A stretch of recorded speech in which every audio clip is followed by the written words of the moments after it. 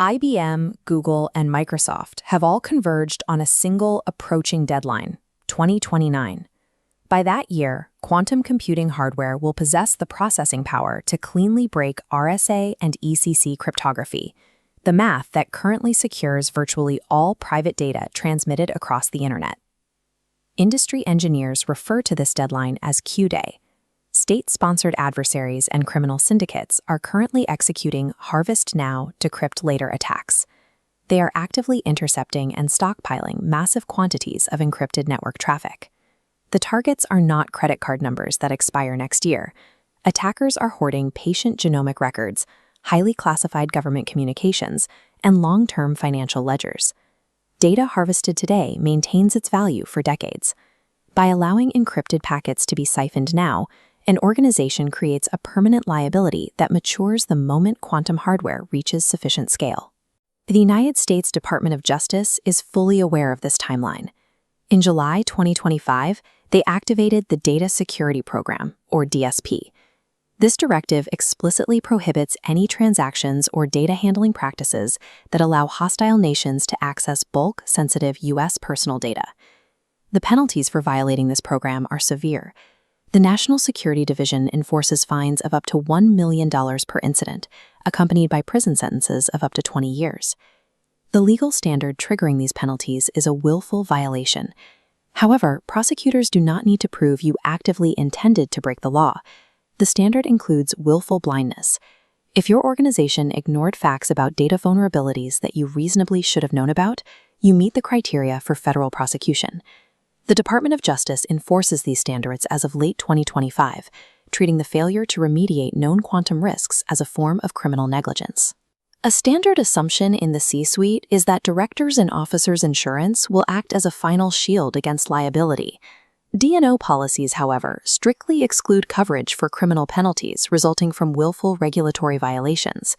No insurance carrier will pay a federal fine, and no policy covers a prison sentence. This chart visualizes the top state-level criminal penalties for unauthorized AI deployment in enterprise and healthcare settings. States are aggressively criminalizing algorithmic mismanagement. Nebraska, for instance, authorizes up to 50 years in prison for severe AI-related felonies. As data transitions to state privacy regulations, the exposure widens. Georgia's computer crime statute carries up to 15 years of imprisonment. Crucially, multiple states eliminated mandatory cure periods. If an incident occurs, there is no grace period to fix the vulnerability before penalties attach. Shifting finally to healthcare regulations, the risk profile becomes existential. Arkansas applies its highest criminal classification to healthcare fraud, authorizing up to 40 years. In Illinois, a severe healthcare data violation that results in compromised patient safety or death carries a potential life sentence. These state actions trigger alongside federal regulations. Under HIPAA and FDA cybersecurity mandates, liability does not stop at the corporate veil. Penalties attach directly to the CEO, the CTO, and the CISO as individuals. A single data extraction event now initiates a simultaneous multi-front criminal prosecution against individual executives, outside the protection of corporate insurance. To understand how courts determine technical negligence, we look to the 1947 case of the United States versus Carroll Towing. This case established the standard of care that applies to chief technology and information security officers today. This visual presents the learned hand formula.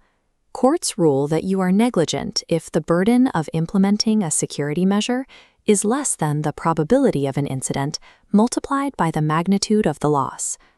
Post-quantum cryptography runs on existing hardware. The burden of software implementation is a fraction of the cost of a single breach. Meanwhile, the probability of quantum decryption rises every year, and the loss associated with exposing lifelong patient or financial records is near infinite. Legal liability is tied to authority. When a CTO or CISO documents the need for a quantum-safe transition, they fulfill their professional duty of care. At that moment, the legal responsibility for refusing the upgrade shifts to the CEO and the board, the individuals with the final authority. Once that document reaches corporate leadership, the technical officers have satisfied the learned hand standard. The decision to remain vulnerable and the subsequent criminal exposure now rests with the chief executive. For the chief executive, that liability is governed by the Responsible Corporate Officer Doctrine, stemming from the Supreme Court's ruling in United States v. Park. The Park Doctrine establishes that a CEO can be criminally prosecuted for regulatory failures affecting public welfare, even if they had zero direct knowledge that a violation occurred. The simple fact that the CEO held the authority to prevent the failure is sufficient for conviction. Post-quantum cryptography serves as a colorable defense in federal court. It demonstrates that the executive team met the DOJ's criteria for managing emerging technology risks, providing a robust shield against claims of personal negligence. Executing this upgrade proves that corporate leadership exercised the highest standard of foresight and vigilance. It effectively shifts the burden of proof, blocking prosecutors from claiming the CEO was a negligent, least-cost avoider of risk. Most post-quantum solutions currently available demand multi-year implementation timelines. Because adversaries are extracting and archiving your network data today, a 3-year deployment cycle leaves your records exposed for the majority of the remaining window before Q-Day. Takes a different approach. Their post-quantum cryptography solution requires no new hardware and achieves complete system-wide implementation within 90 days. The burden to secure the network is low. The cost of failure is catastrophic.